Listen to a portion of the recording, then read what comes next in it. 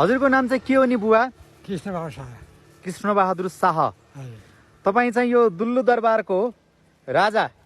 राजा भने के भने राजाका भाइ छोरा उहाँ।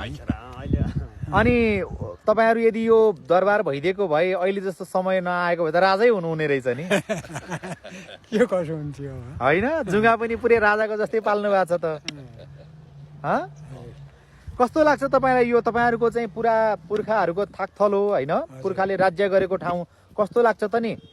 राम्रो लाग्छ। हामीलाई पुर्खाले राज थलो गरेको ठाउँमा हामी बसिरहेका छौँ। अनि यो दरबारको माया लाग्छ कि लाग्दैन त? किन नलाग्ने दरबारको माया? अझै पनि बन्न पाए हुन्थ्यो भनेको छौँ हामी। हो? ए कस्तो थियो दरबार? तपाईँले पनि देख्नुभयो? देखेको हजुर। एल आकारको थियो। एल आकारको?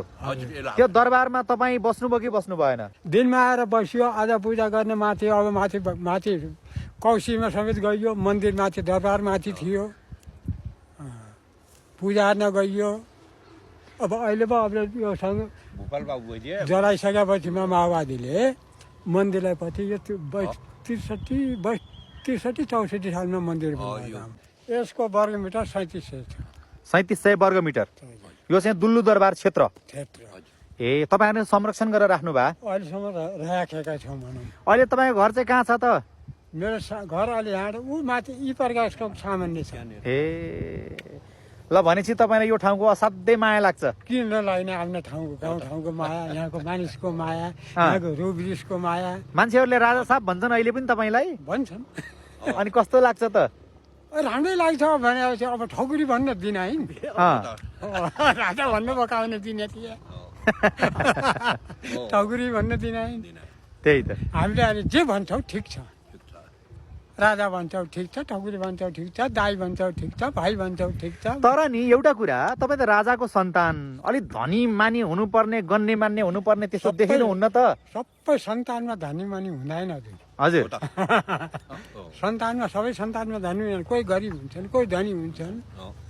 तपाईँको चाहिँ पहिला पुर्खाहरूले त यहाँ मान्छेहरूलाई दुःख दिए कि बा? दिए कि दिएनन् कि अब हामीलाई थाहा भएन। अहिले चाहिँ तपाईँहरूले मजाले मिलेर बस्नु भएको छ? अहिले मिलेर बसेका छौँ। अब 15 सालको मेरो जन्म 16 सालमा राज्य गयो। 1 सालमा म के थाहा पाउने थिएँ? ए त्यस्तो। अब म अहिले 68 वर्षको भएँ। अब 15 सालमा म जन्मेँ, 16 सालमा राज्य गइगयो। कसको पालामा गएको राज्य चाहिँ? जङ्गबहादुर शाहका पाला गएको। तपाईँको चाहिँ हजुरबुवा हुनुहुन्थ्यो? मेरो अब ठुलो बुवा। ए ल तपाईँ चाहिँ भाइ भारदार पर्नु भएछ होइन त? ल तपाईँहरूको राजा होइन त बुवा उहाँ? उहिलेको हिसाबले त राजै हो नि। ल ठिक छ। अझ हामी राजा बाबु साहेब भन्दैछौँ हजुरको।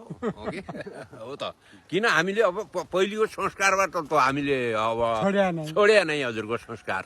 अनि उहाँले राजा बाबु साहेब भन्दा तपाईँलाई कस्तो लाग्छ त बुवा?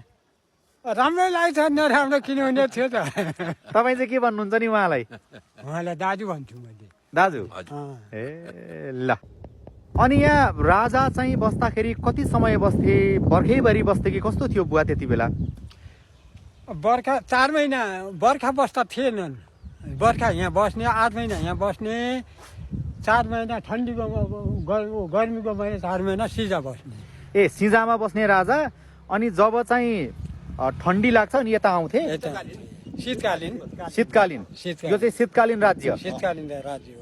ए भनेको चिसो मौसममा जाडो छल्नलाई यहाँ आउने भए? ठिक। नेपाली भाषाको पहिलो शिलान्यास माथि कृतिकमा छ। कृतिकमा जानुभयो नि हजुर? गइयो हेरियो। त्यहाँ छ शिलान्यास हेर्नुभयो?